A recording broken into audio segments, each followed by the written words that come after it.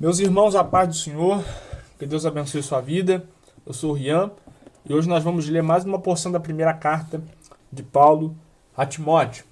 Hoje nós vamos ler capítulo 2, a partir do versículo de número 1, que diz assim: Exorto-te que antes de tudo se faça súplicas, orações, intercessões e ações de graça por todos os homens, pelos reis e por todos os que estão em autoridade, para que tenhamos uma vida quieta e sossegada, em toda a piedade e honestidade. Porque isto é bom e aceitável aos olhos de Deus, nosso Salvador, que quer que todos os homens se salvem e venham ao conhecimento da verdade.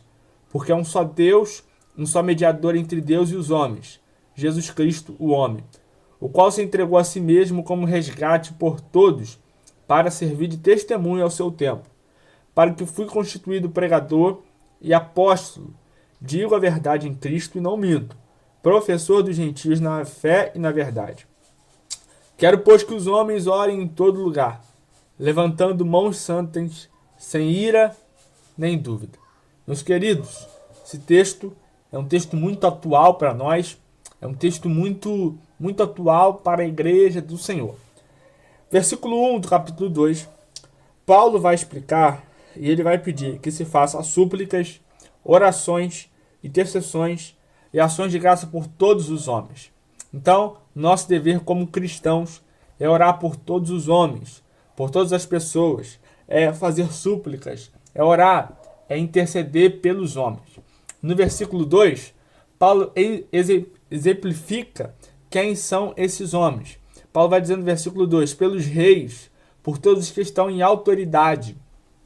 Então, nosso dever como crentes, nosso dever como cristãos, nosso dever como servos de Deus é orar, é interceder pelos reis e por todos os que estão em autoridade.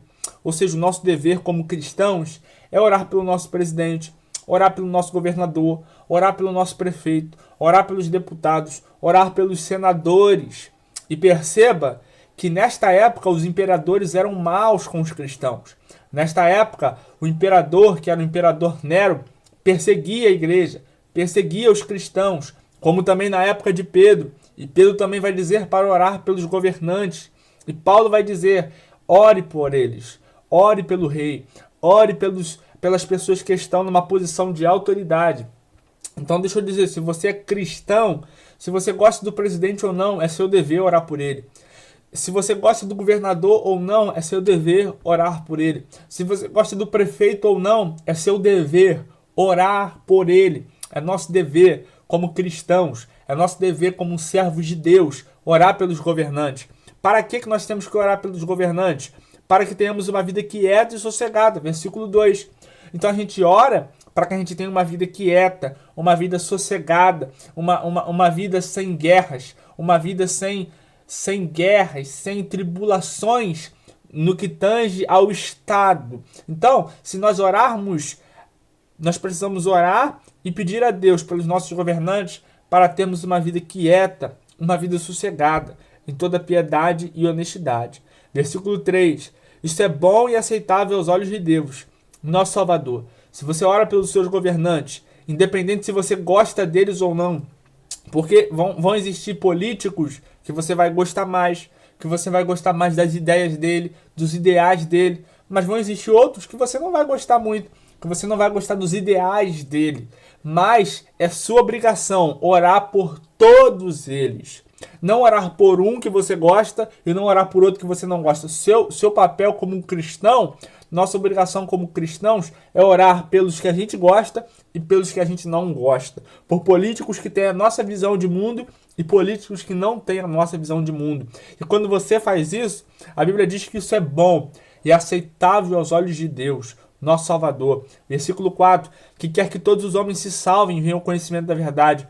Deus quer salvar esses governantes. Deus quer salvar esses. E Deus quer que todos esses governantes, esses presidentes, esses prefeitos e outras pessoas, que todos venham ao conhecimento da verdade e se salvem. Então Deus quer salvar todos e quer que todos venham ao conhecimento da verdade. Por que nem todos são salvos? porque muitos rejeitam a Cristo, muitos rejeitam o Salvador, mas a vontade de Deus é que todos os homens se salvem e venham ao conhecimento da verdade. Versículo 5, porque é um só Deus, só mediador entre Deus e os homens, o homem Jesus Cristo. Ou seja, Jesus, ele é o mediador entre Deus e os homens. Jesus é a ponte entre Deus e os homens. Jesus, se você não aceitou a Cristo, se você quer se aproximar de Deus, o único jeito de você se aproximar de Deus é através de Jesus. Ele é o mediador. Você não vai se aproximar de Deus através das suas obras. Você não vai se aproximar de Deus através do seu esforço. A única coisa que você tem que fazer para se aproximar de Deus é se arrepender e crer no Senhor Jesus. Correr para o Senhor Jesus. Porque, versículo 5, há um só Deus, meu querido. E há um só mediador entre Deus e os homens, Jesus Cristo. Ele é a ponte que você chega até Deus. Versículo 6, o qual se entregou a si mesmo como resgate por todos, para servir de testemunho ao seu tempo. Então, Cristo se entregou como resgate. Versículo 7, para o que fui constituído pregador e apóstolo e professor dos gentios, na fé e na verdade. Então, Paulo era um pregador, Paulo era um apóstolo e ele era um professor, ele era o doutor dos gentios. Ou seja, ele foi enviado para pregar para os gentios. Versículo 8 a gente termina hoje. Quero, pois, que os homens orem em todo lugar, levantando mãos santas, sem ira nem contenda. Então, Paulo retoma o assunto da oração. Então, ele diz, olha, eu quero que vocês orem em todo o lugar. Ou seja, no culto público. O culto público tem que ter oração. E Paulo diz, eu quero que vocês orem em todo lugar, levantando mãos santas.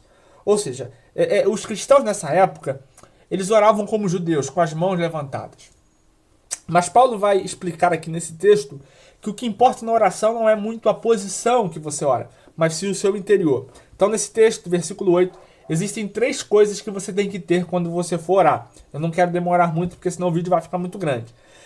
Primeira coisa, quero, pois, que os homens orem em todo lugar, levantando mãos santas. Então, quando você for orar, suas mãos têm que estar santas. Você tem que viver uma vida de santidade. Você não pode estar orando naquele momento e já pensar em pecar logo após a oração. Você não pode orar naquele momento e logo após a oração já sujar as suas mãos com a lama do pecado. Você não pode orar como mero formalismo. Eu só vou orar como formalidade, mas eu não quero compromisso com Deus, eu não quero abandonar o meu pecado, eu não quero abandonar a prática do pecado, não. Se você for orar, você tem que orar, confessar os seus pecados, se arrepender dos seus pecados e não voltar mais a praticar. E se voltar, se arrepender de novo, confessar de novo. Então nós temos que estar, quando nós formos orar, com as nossas mãos limpas, sem pecado, com as nossas mãos santas. Deus, quando olha você orando, Ele não está tão preocupado se você está de pé, se você está de joelho, se você está deitado. Deus está preocupado com as tuas mãos, se você está vivendo santidade, se você quer abandonar o pecado, se você quer entregar a tua vida a Ele, ou se você está ali, mas pensando já em pecar, pensando em não abandonar a prática do pecado. Se você quer que a sua oração seja ouvida, você precisa ter mãos santas. Segunda coisa, sem ira.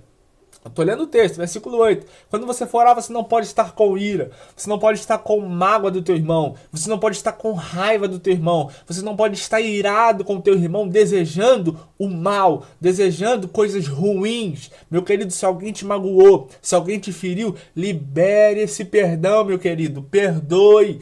Perdoe, porque quando você perdoa, você é liberto. Você fica livre. Então, se alguém te magoou, perdoe. Não deseje mal. Não fique com ira. Não fique irado, porque se você estiver com ira no momento em que você orar, aí fica difícil, fica ruim. Então, ele diz, olha, vocês têm que orar com mãos santas, sem ira, então perdoe. Perdoe. Perdoe. Não deixe que o sol se ponha sobre a sua ira. Talvez num dia, no momento do dia, você vai ficar irado, mas perdoe, libere perdão. Cristo perdoa você. Cristo perdoa você de tudo que você fez.